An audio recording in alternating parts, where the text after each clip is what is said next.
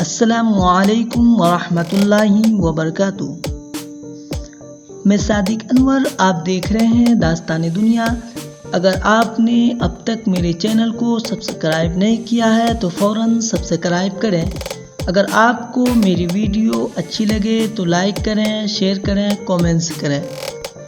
تو ناظرین، آج ہم بات کریں گے خلافت عثمانیہ کے 11ویں بادشاہ محمد پاشا کے بارے میں۔ سلیمان اعظم کے بعد آل عثمان میں کچھ مدت کے لیے قابل اور باصلاحیت بادشاہوں کا سلسلہ ختم ہو گیا۔ تو ناظرین، اس کا لڑکا سلیم سن 1566 تا 1574 حکومت کرنے کی صلاحیت سے محروم تھا، لیکن خوش قسمتی سے اس کو ایک قابل وزیر مل گیا تھا جس کا نام محمد پاشا تھا۔ ناظرین، وہ سلیمان کے زمانے سے وزیر اعظم چلا آ رہا تھا اور اس نے سن 1564 سے 1578 تک 14 سال ایک حقیقی حکمراں کی طرح حکومت کرتا رہا۔ تو ناظرین، اس کے عہد میں سن 1574 میں تیونس فتح ہوا اور سن 1577 میں جب پرتگالیوں نے مراکش پر حملہ کیا تو سلطان مراکش کی درخواست پر الجزائر کے عثمانی والی رمضان پاشا نے فارس پہنچ کر پرتگالیوں کو شکست دی اور مراکش کو اپنی حفاظت میں لے لیا۔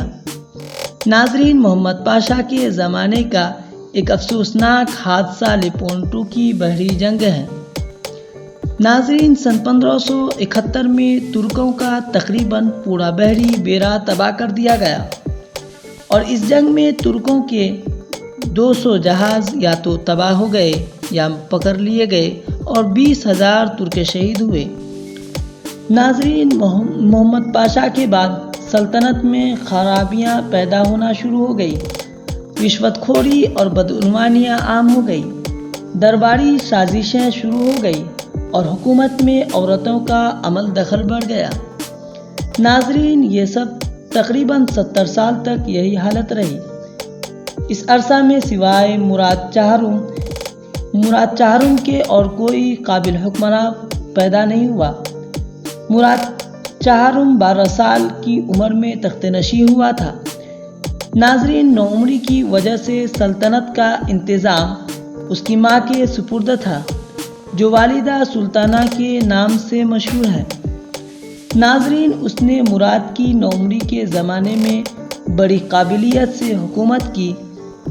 مراد نے تخت نشین ہونے کے 8 سال بعد سلطنت کا انتظام خود سنبھالا۔ مراد نے سلطنت کی حالت کو سنبھالا اور اصلاح کی۔